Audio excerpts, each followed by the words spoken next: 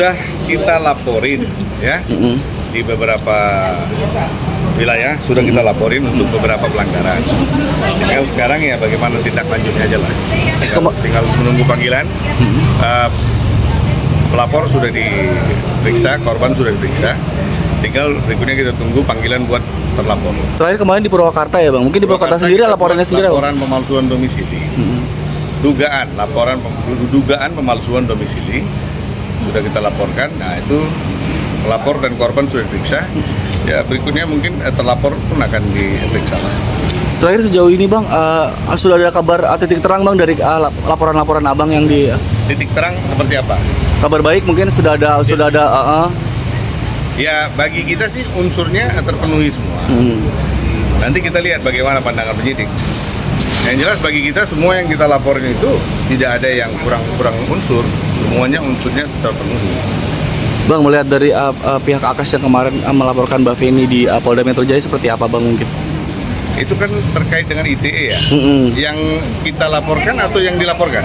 Yang mereka laporkan ke yang Feni dilaporkan. Iya. Ya sah-sah saja. Mereka mau lapor silakan aja. Cuma sekarang ya yang dilanggar apa kan? Kalau cuma mau, kita kan di sini tidak menunjukkan kekuatan kita dengan membuat laporan ya. Kita kan pengen bagaimana seseorang yang melanggar hukum itu mendapatkan ganjarannya. Ya.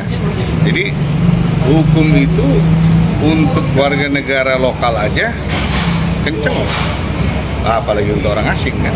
Jadi jangan sampai orang asing menganggap remeh negara ini. Kalau buat apa aja mereka bisa dapat dispensasi atau bisa lewat dari hukum. Saat mengetahui mungkin yang lalu-lalu kita nggak tahu ya. Kalau kali ini ya jangan coba-coba. Feni sendiri sudah mengetahui mengenai laporan itu? Sudah. Sudah. Dia nyantai aja, dia bilang bang saya percayakan kepada abang aja. Ya udah.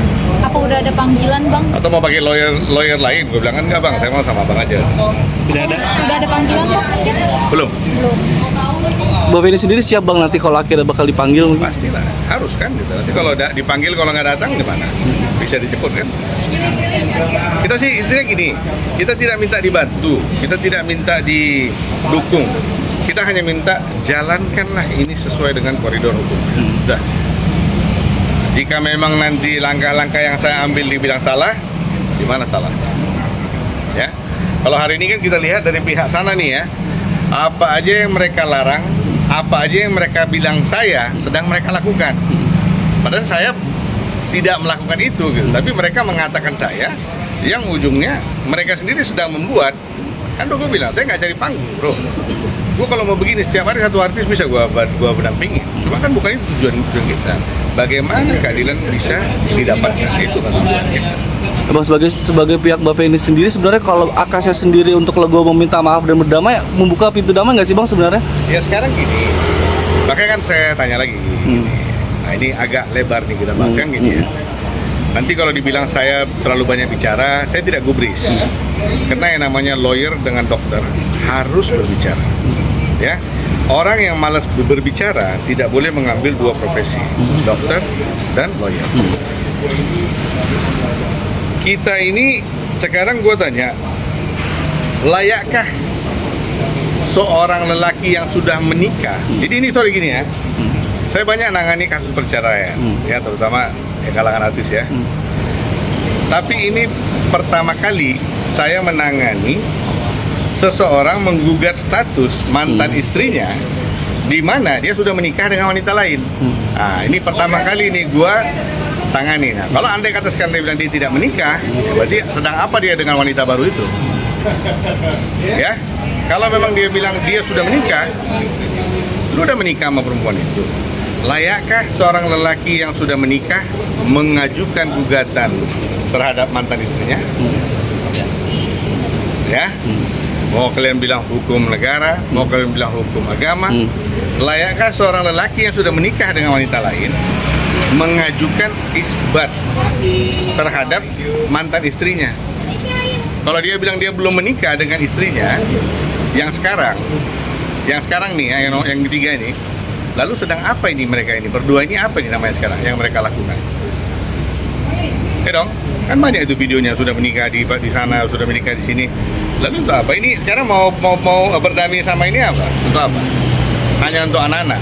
Terus mama apa? Mesin produksi. Hah? Kayak cetakan molen. Gulung, ambil pisangnya di apa buang? Apanya? Bungkusnya gitu. Jangan dong. Tidak makan mau buka pintu damai bisa dibilang. Bukan, kalau dibilang gak akan buka pintu damai, gue lebih kejam daripada Hitler nanti kan gitu. Dan saya bukan bapak atau abangnya Feni, saya lawyernya. Hari ini dia bilang bang damai, hari ini dia bilang stop, gue stop. Cuma dia bilang apa? Makanya kemarin pada saat diliput di sana kan saya bilang apa? Fen, jangan sampai mereka berpikir saya yang narik kamu. Enggak bang, ini harga diri saya bang. Gue bilang apa? Berarti memang sampai saat ini Mbak Feni sendiri ya bang yang belum mau untuk berdamai. Ya, sekarang gini, ini anak kan anak daerah ya. Dia kan pendirian prinsipnya pasti lebih keras daripada orang-orang yang ada di ibu kota. Gitu. Jadi saya rasa mungkin dia ya seterluka apa dia. Anak ini kan, kalau Feni ini kan sebetulnya gini, dia secara komunikasi kurang begitu baik untuk menyampaikan sesuatu. Jadi tapi ya dari reaksinya kita bisa lihat terpukul sekali dia. Apalagi kemarin dengan video-video yang mana-mana semua kan. Itulah intinya. Jadi gue bilang bro, jangan bawa 6 bro. Lu bawa 60, lu bawa 600, Darren tidak akan getar selagi saya berada di sisi yang benar. Ya, nama saya Darren, catat bilang.